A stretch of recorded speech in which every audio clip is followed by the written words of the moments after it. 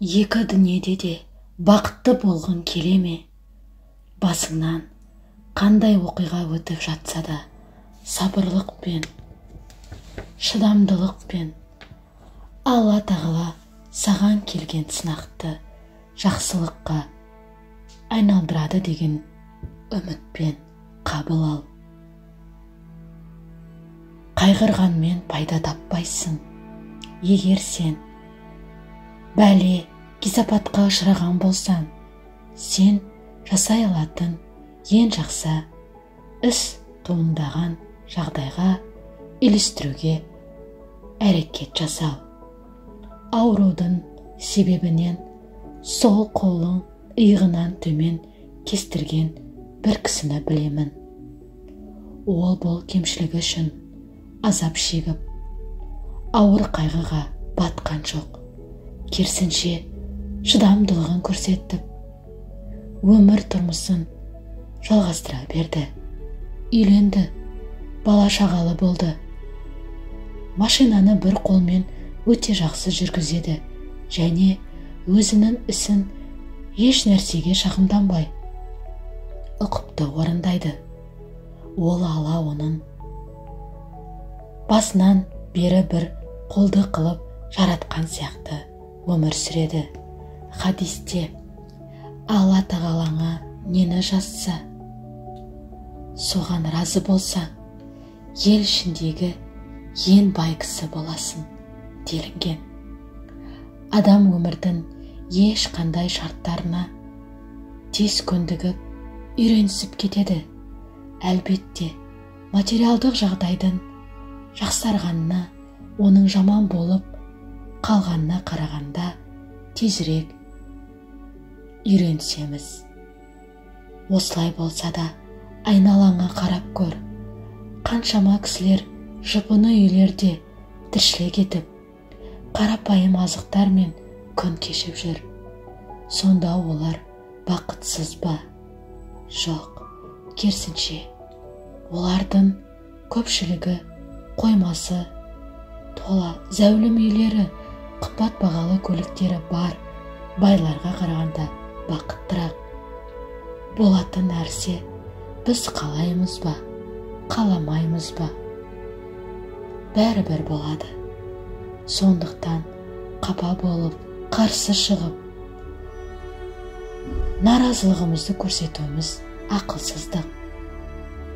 Ақылды кісі әрбір жамандықты жақсылыққа айналдыра алады және шынында да иманды кісінің жағдайы таңғаларлық. Оның барлық жағдайы ол үшін жақсылық. Әрі бұл иманды кісіден басқаға берілген емес. Егер оған жақсы нәрсе болса, ол Аллаға шүкір қылады. Және бұл ол үшін жақсылық болып жазылады. Ал ойынды оған кесел-кесапат келетін болса, ол сабырлық танытады және бұл да ол үшін жақсылық болып есептеледі. Алла елшісі саллаллаху алейхи уассалам сахабалары қалай өмір сүргенін, оларға келген сынақтарды қалай қабыл алғанын еске ал. Сонда саған келген сынақтар өзіңе сезіліп жатқандай сұмдық, қорқынышты, шығатын тесігі жоқ тұңғиық емес екенін түсінесің. Пайғамбарлардан кейінгі ең жақсы кісілер, әулиелер де өте қарапайым, жұпыны өмір сүрген. Кедейлік олардың көпшілігінің ажырақсыз жазмышы еді, бірақ олар соған қарамай бақытты өмір сүрген. Өйткені оларда одан маңызырақ байлықтары, иманы, сенімі, жақсы амалдары, көркем әдеп ақылақтары бар болып, Аллаға тәуекел етуді, ақыреттік игілікті көздеуді жақсы білді. Біз болсақ, ақыреттік игіліктің көздеуді жақсы білді. Біз болсақ, өзімізді олардың мирасқорлары деп есептемейміз. Енді біздің олардай бақытты болуымыз үшін не жетіспейді?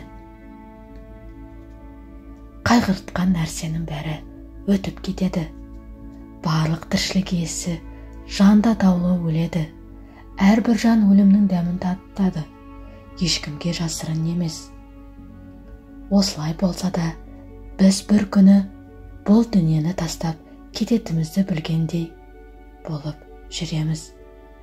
Біз бұл дүниеде мәңгілік қалатындай өмір сүреміз. Бұл өмір қаншалық қысқа екенін ойлап та қоймаймыз, және есеп күніне дайындалмаймыз. О адамдар, рабыларыңа асылық қылып, қаһарына ұшыраудан сақтаныңдар. Біліп қойыңдар, шүбәсіз қиямет күннің зілзаласы алапат құбылыс. Хаш сүресі 1 аят. Оларға сендерден әу баста белгіленген межелі күндерің бар. Сендер сол күнді бір сәтке болсын кейінге шегере де тездете де алмайсыңдар деп айт. Сәбия сүресі 30 аят. Адамдардың есеп беретін күні таяды. Алайда олар сонда да ақиқаттан сырт айналған күйі қапылықта жүр. Әнбия сүресі 1 аят. Бұл дүние біздің қайғы-мұңымызға және қайғыруымызға татымайды. Өйткені ол біз үшін уақытша. Бір есіктен кірдік, енді екінші есіктен шығамыз. Бізге азап татарлық, қайғыртып жатқан нәрсенің бәрі жақында өтіп кетеді. Не үшін біз онда әрдайым қайғымен өзімізді қинаймыз?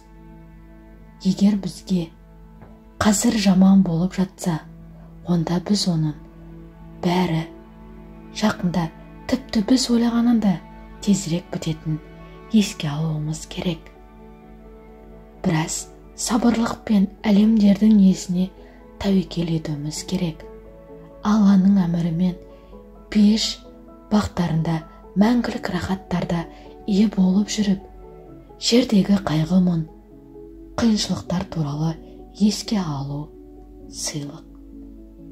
Ертең тыныштық пен демалудан рахат алу үшін бүгін бар күшімізді жинап, барлық жақсылық әрекеттерімізді жасайық.